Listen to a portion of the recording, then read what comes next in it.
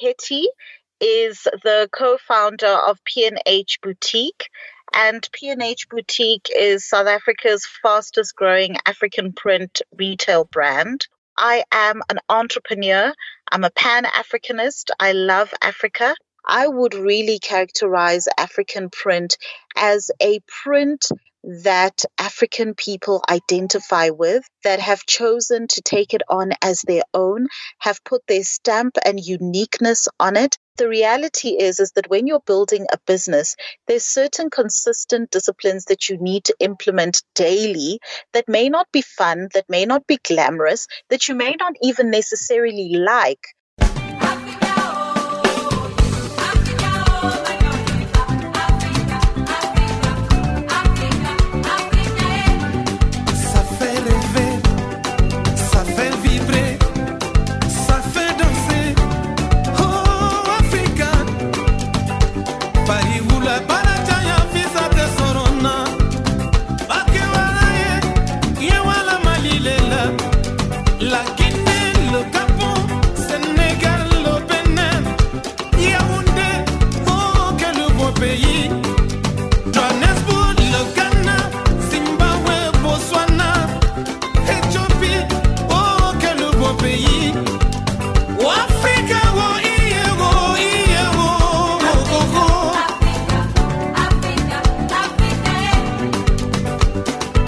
Hello, Africa. You're listening to 1000 African Voices. I'm your host, Aburengwi C, coming to you from our Johannesburg studios. 1000 African Voices is a program that profiles Africans of diverse cultures who have traveled and lived across the African continent and the world. In this series, we will collect and share stories from all parts of Africa. Welcome. 1000 African Voices. Hello, Africa, and welcome to yet another episode of 1000 African Voices. Today we are joined by Hetty Boachi Yadom, who will shortly introduce herself to the listeners of 1000 African Voices. Hello, Hetty. Hi there. Thank you very much for having me. You're welcome, Hetty. Maybe just as a kick off, Hetty Boachi Yadom, what is the history there behind the name?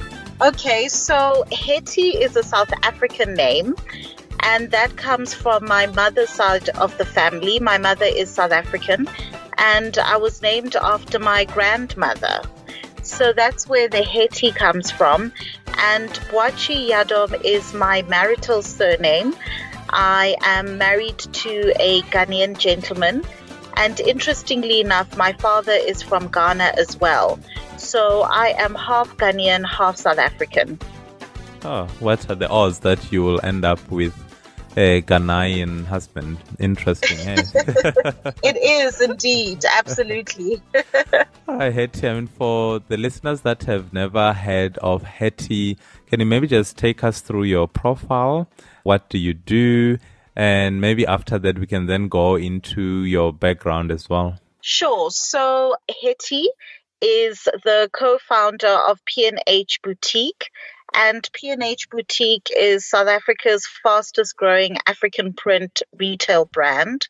We have 7 stores at award-winning malls within South Africa, including an online store that facilitates nationwide delivery. So I am an entrepreneur.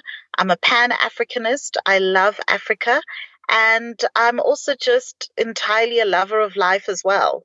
There are so many questions. So I'm glad that we have about 30 to 40 minutes so that we can ask all the questions. What I want to maybe kick off with is to expand on you describing yourself as a Pan-Africanist.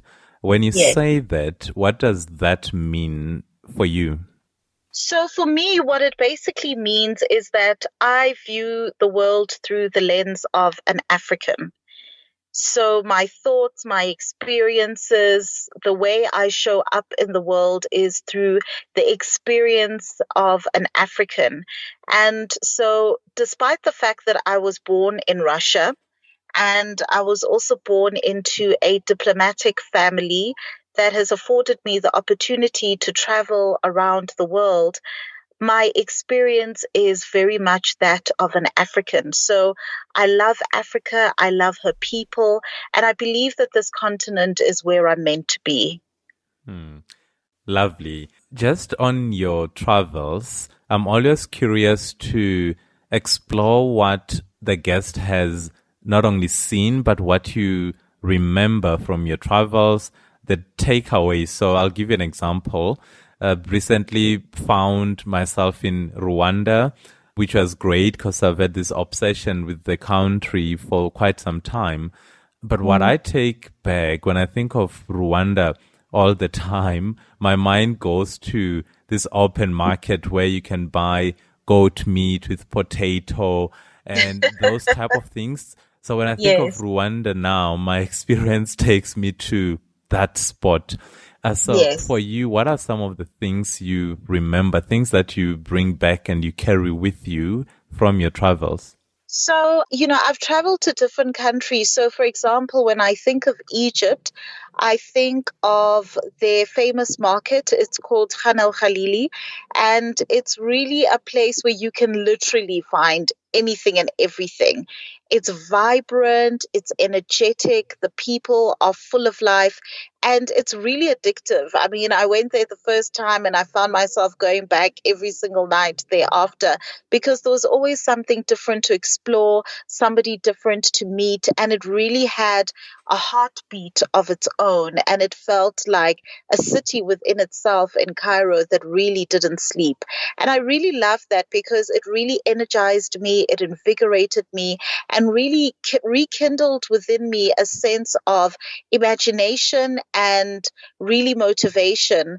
And, after that trip coming back to South Africa, it was actually one of the catalysts to even starting our business, P&H Boutique, because while we do deal with modern traditional wear, we actually started by importing Egyptian cotton shirts. And that was really inspired by that trip in Egypt and just the entrepreneurial energy and pulse of Cairo as a city. And it was just really, really magical.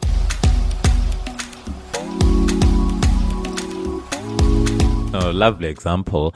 Let's talk a bit more about P&H Boutique. I think you mentioned 6 stores, but I sort of want to give you an opportunity to take our listeners through the journey that you've been on around P&H Boutique. Can you maybe just expand on the brand, what you do, and how it all got started? So you've already touched on the inspiration of Cairo, but let's do a deep dive on the P&H Boutique. Okay, so P&H Boutique is a business that I run together with my husband. So we are business partners within P&H Boutique, and we actually view it as a family business. My husband and I traveled to Cairo together. But however, prior to that trip, it all actually started in 2010. We had just gotten married. We were on honeymoon and really daydreaming about what our lives would look like and what the future would have in store for us. And we felt that we wanted to spend as much time together as possible. We wanted to build a legacy together. And we wanted to live a life that would afford us the time and money freedom to enjoy each other's company. And what we realized is that working a corporate 9 to 5 job would not give us those objectives that we were looking for. And so from that, we already knew that we wanted to get into a business together. We just really weren't sure what type of business it would be and in what form that business would take. But over time, what we came to realize was that African print was really something that was authentic to who we were. And it was something where people would constantly ask us, where can we get these garments? Where can we get these cloths? And people would admire our clothing. And the business kind of really grew organically from there. And it over the years, it has honestly taken on a life of its own because when we started, we had very limited capital. So we started in the spare bedroom of our home. And now, I mean, we're literally 7 stores later. And even myself, when I take a moment to actually pause and look back on our journey, I'm also quite in awe and truly grateful for this path that we are on. Hmm. Oh, beautiful. And you mentioned in your description now that part of the motivation was that I think you talked about a corporate job not being able to give you the freedom that you need so that you can Yeah. enjoy each other's company. That is you and your husband. Do you find Yes. that through your business, you're able to then have more time? Has it allowed you to realize that objective specifically? Oh, absolutely. I think what having our own business has allowed us to do is that it's allowed us to design our own life. And that life does not have to necessarily be template based. It's based on what we prioritize and deem to be important for us. And so we're no longer following a template of how society dictates how our lives should unfold. And that's really the beauty of being an entrepreneur. Now, it obviously doesn't negate from the fact that there's a lot of hard work that goes into building a business, and building P&H Boutique has really required us at critical moments to be deep in the trenches of building our business. However, we are working towards something that is our own and that is a family business and a legacy. And as a result, it really doesn't feel like work at all. It feels as though we are planting into something that is actually far greater than ourselves. And as a result of that, it's a lot more rewarding than when we were in a 9 to 5 corporate job. It also allows us to spend time with each other because we do view each other as best friends.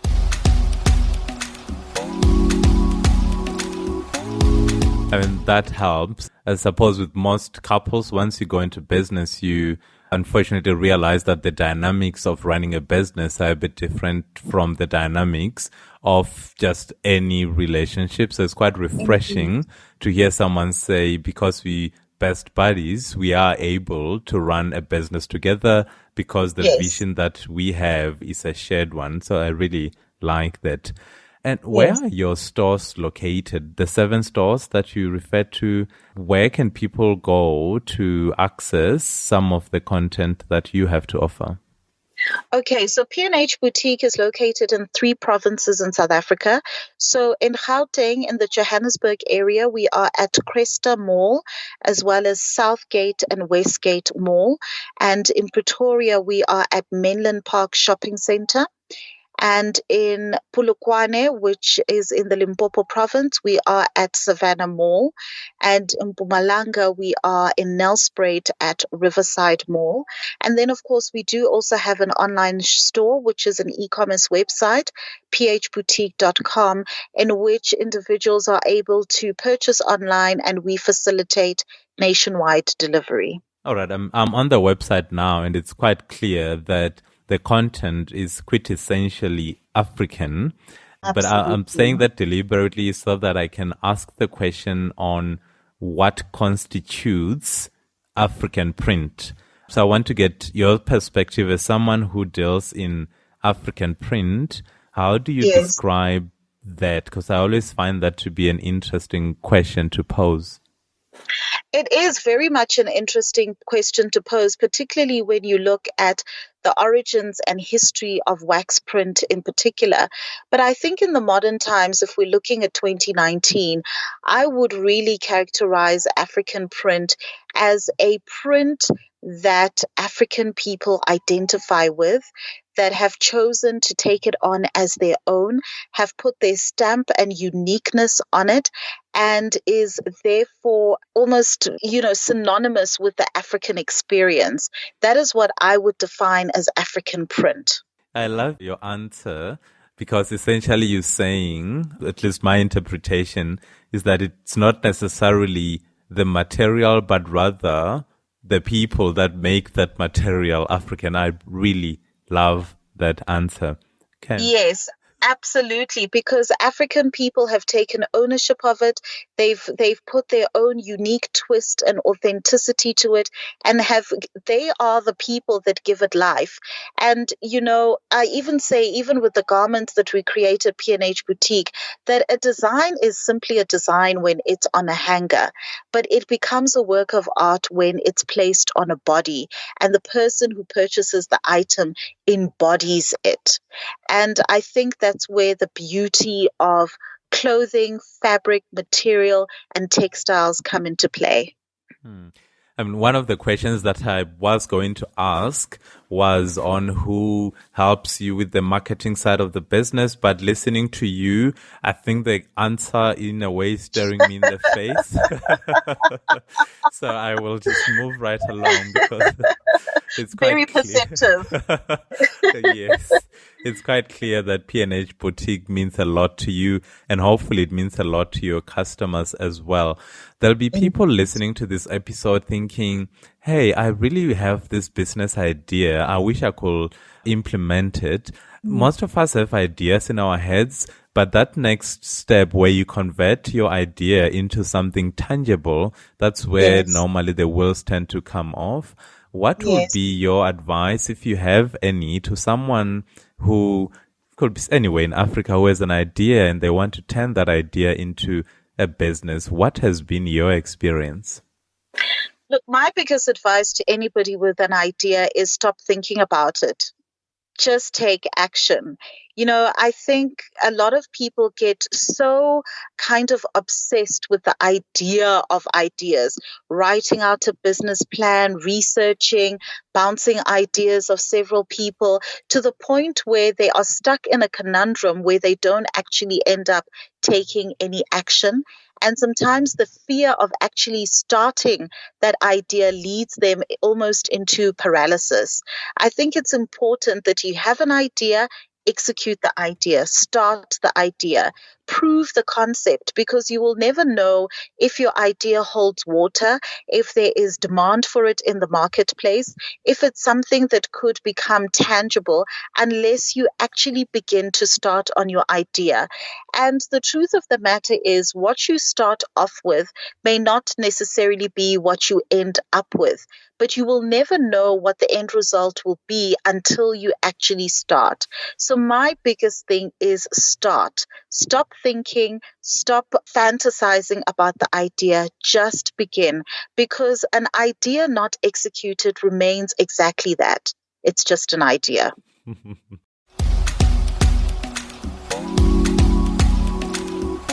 I've got this grin on my face because I'm thinking, before this recording, I was watching a Tiger Woods documentary, and they were asking him about this moment in 2018 where he won the tour championship.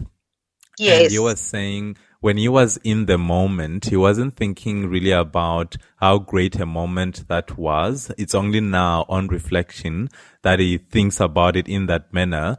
So with that, I'm quite aware in this moment that the interview, this conversation that we're having, this moment is a great interview. So I just wanted to say that I don't need to reflect on these conversations, because how you respond to questions fills me with so much hope for our continent.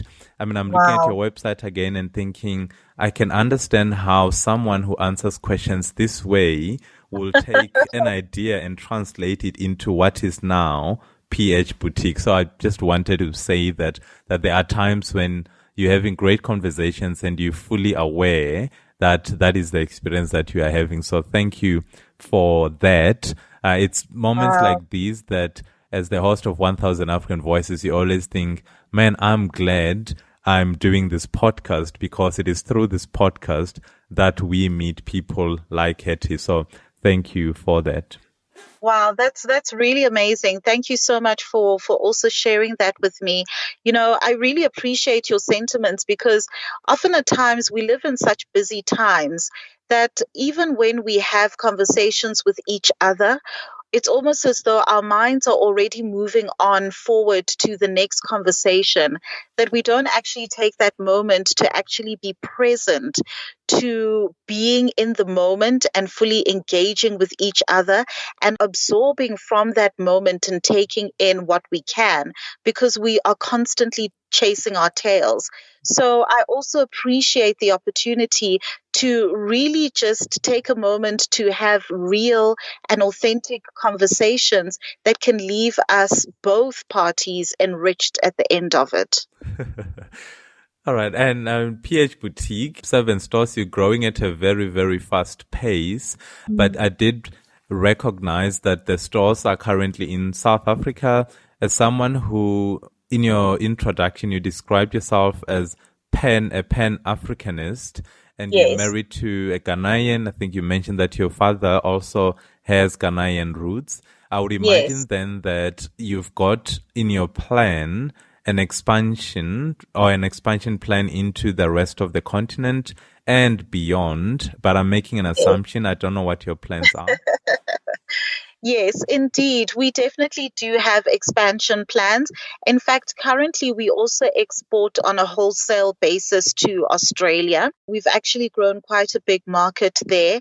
And we certainly do have further expansion plans in terms of the rest of the continent as well.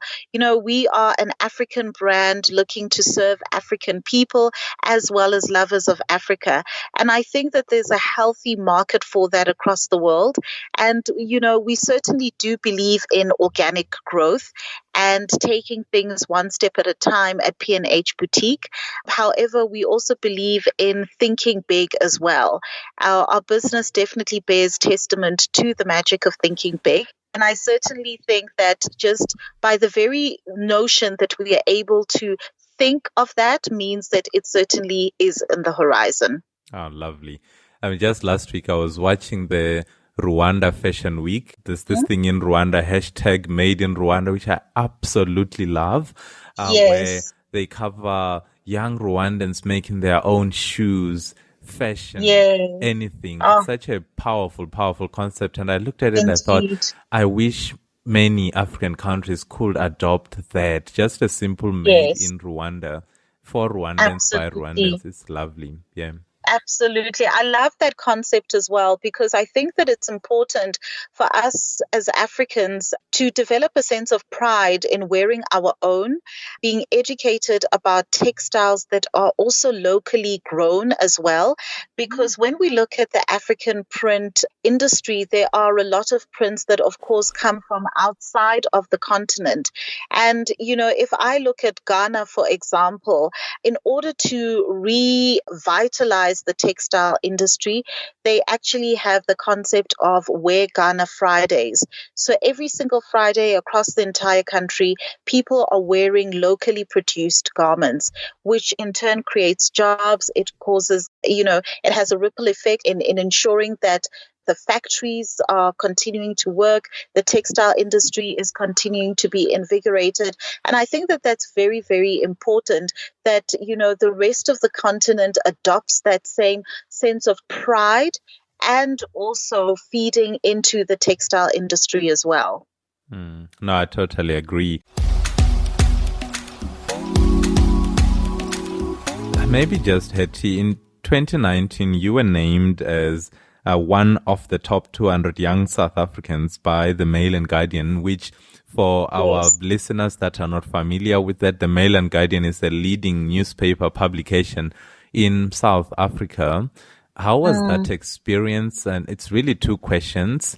Why do you Yes. think you were named? And secondly, how was the whole experience of being recognized as one of the top 200 young South Africans? You know, I think the whole experience was honestly quite remarkable and really surreal because I've been watching and, you know, looking at that Mail and Guardian top 200 young South Africans list for many, many years. And it never even occurred to me that I would ever make it on that list. It wasn't even necessarily an aspiration of mine.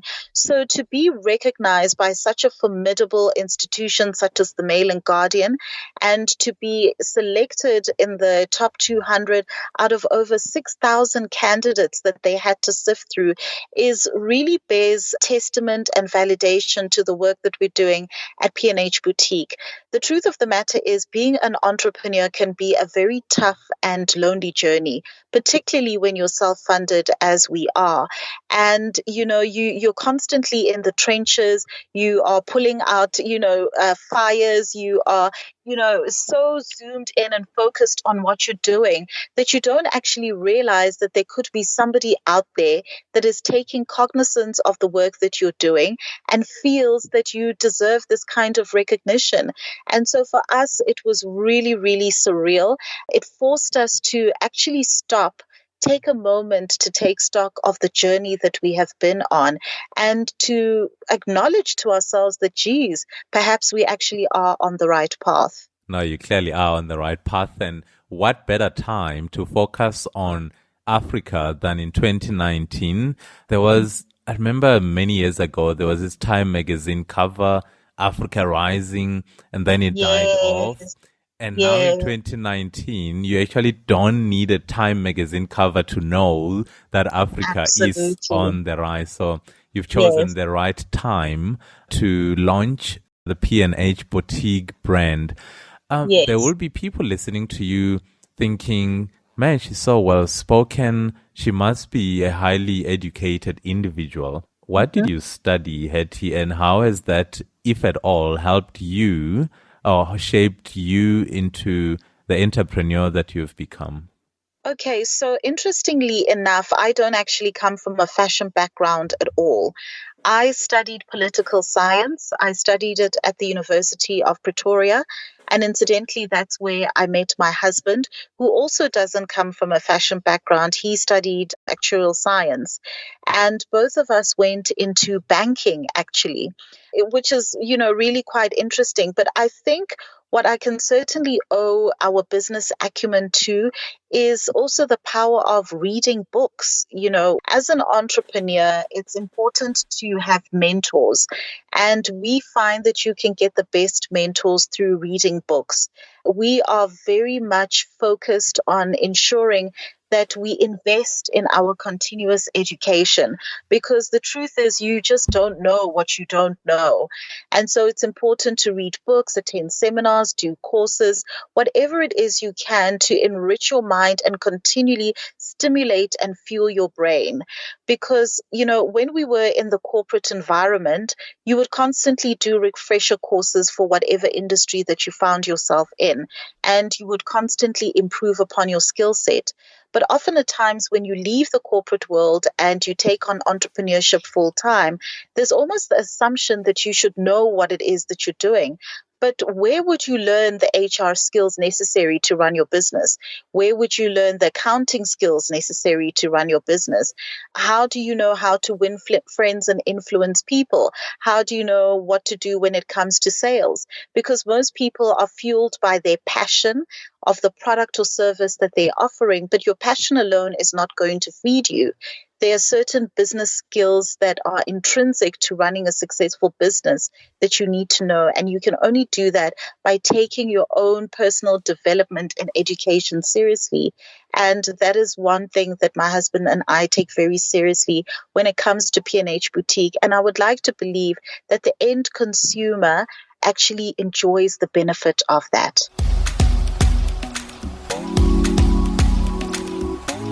What a line. Your passion alone is not going to feed you. I'm sure there are lots and lots of people that can relate to that.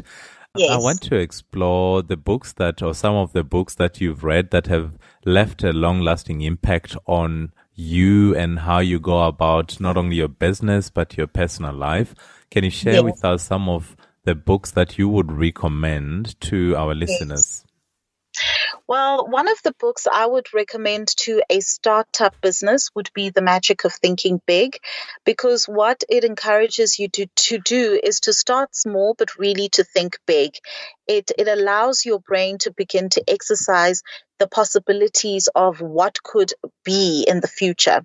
And then when it comes to working in your business in order to get end results, I would then encourage your listeners to read The Slight Edge.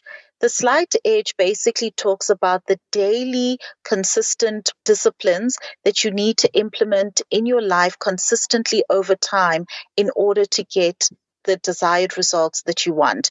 We live in a time of instant gratification where people think that they can get things at the snap of a finger because that's the age of digitization that we're in. But the reality is that when you're building a business, there's certain consistent disciplines that you need to implement daily that may not be fun, that may not be glamorous, that you may not even necessarily like, but will actually take you to the end goal of what it is you're looking to achieve. And in fact, that principle is a universal one. It doesn't only apply to business, it can also apply to individuals within the corporate space. So that would be the slight edge.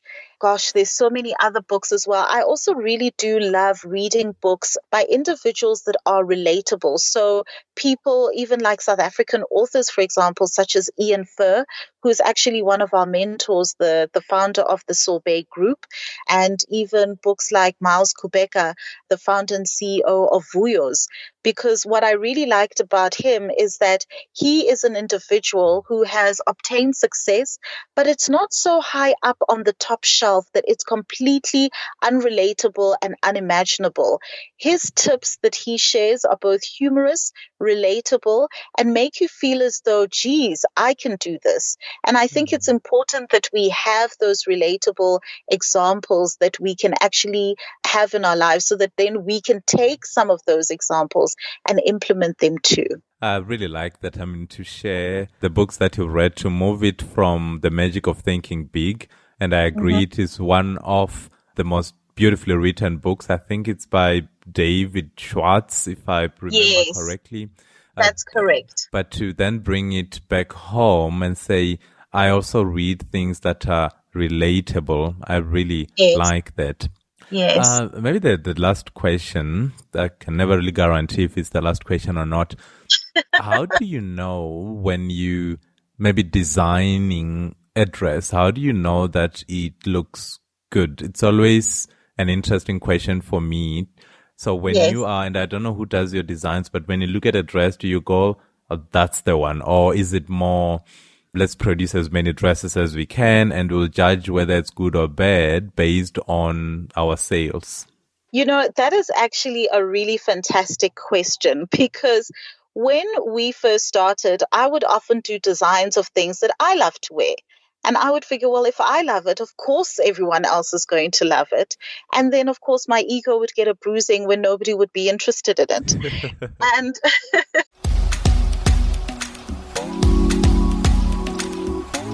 And what I found is that actually when you run your business, you need to take your ego out of it.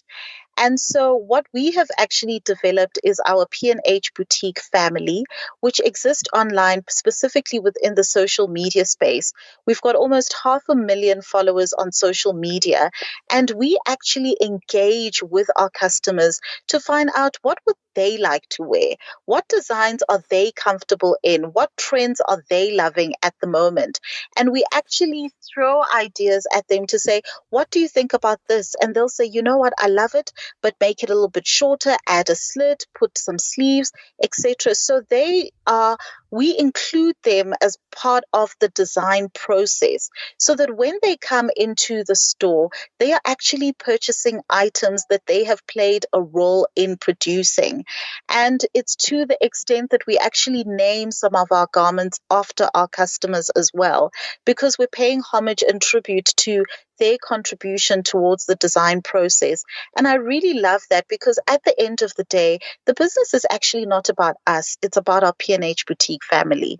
Well, I really like how you're using the power of social media to grow your business, but empower you to know upfront that what you're going to deliver already has a market, because with 500,000 followers, it means you've already tested the market before you go to production. So I'm actually glad that I asked the question, because I would not have imagined that to be the answer.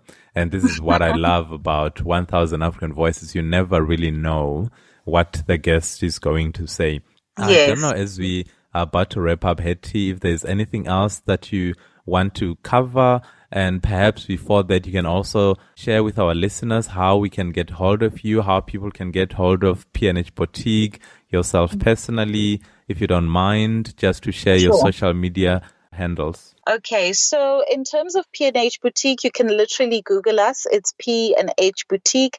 You'll find us on all social media networks, and it's phboutique.com. If you'd like to follow me personally, it's Hetty the Entrepreneur. You'll find me on Facebook as well as on Instagram.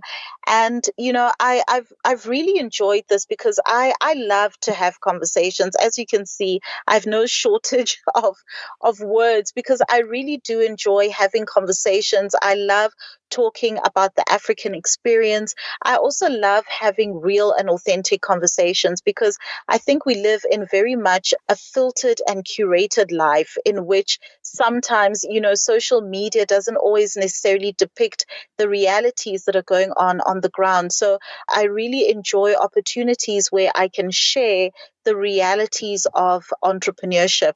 And I think platforms such as these are very important because we need to have these real conversations. And I think we also need to encourage entrepreneurship within Africa. We are a continent that is at a stage where we need to be solving our own socio-economic problems. And I think part of the way of doing that is through entrepreneurship. So I would say to anybody that is listening to this is to say that, when I started with P&H Boutique in the spare bedroom of our house, I would have never imagined that it would have grown to the point that it is now. We just literally started and then allowed the business to grow and unfold organically. And, we constantly just kept focusing on improving and doing better than we did the previous day until we got to this point now. And so what I would say to anybody with an idea or looking to start a business is that don't let the fear of starting stop you. Just begin, grow organically, start small, think big, and the sky is truly not the limit. Ah, that's such a beautiful twist and the perfect way to end the conversation. So, Hetty, Boache, Yadom, it's been such a pleasure listening to first your life story and how you got to build the business that you have. And I like the fact that you do recognize that it's only the beginning. And for most people, having 7 stores will represent an end goal. And yet for you, that is really only the beginning. And as I was listening to you, it's not very difficult for me to understand why something like that will represent only the beginning. Thank you for sharing your wisdom. And my key takeaway personally is to stop thinking and start doing. I absolutely love that. So thank you for lending your voice to our project to record and share 1,000 African voices. It's really been a pleasure. Thank you. Thank you so much. It's been an absolute pleasure. Thank you. 1,000 African voices. You've been listening to 1,000 African Voices. Please join us next time as we bring you yet another African voice. 1,000 African Voices is produced by Aburengwi C. Sam Ganich is our sound engineer with our head researcher Jones Maleka. The intro soundtrack for the show is by the legendary Salif Gator from his 1995 album Forlorn. The song you're listening to right now is by Chronix and the title of the song is Legend. For more information including the contact details of our guests, please visit us on our website www.1000africanvoices.com. You can also subscribe to our show on iTunes by searching for 1000 African Voices. We are also available on Stitcher. You can find us as well on Podbean. The only thing we ask of you is that you subscribe to our show by logging on to 1000africanvoices.com and click the subscribe button. That helps us grow, it helps us keep producing and bringing to you more African voices. Until next time, Kungana Africa and take care. Being an ordinary person doing what's right. Yesterday at the football game, a little girl asked me my name. She said, "Sir, I've seen you before, tell me who are you?" I said, "I am a legend that you never heard of before." I said, "I am a lion but he never heard me roar. I am a hero that nobody celebrates, but if one person remembers my name, that means on the ocean of fame I'm an unknown sailor. I'm the percussionist playing with the wailers, the one with the shaker, the mover and shaker. My name wasn't on the front of the paper, but me no cater. Much more than the work is greater. Creation glorifies creator. So all deeds done are in the name of my maker. I am a legend that you probably never hear about. Words from the lion's mouth. I am a hero that nobody celebrates, but if one person remembers my name, give praise, that means I made a change.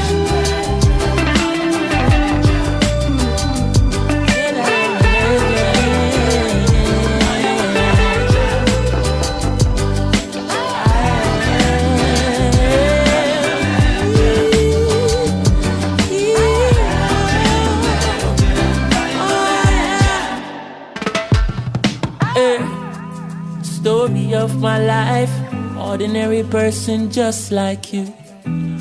If you take a look inside, you see the great things that people do. We're out here changing lives day and night, day in, day out. BBC don't show it, CNN don't show it. He's out.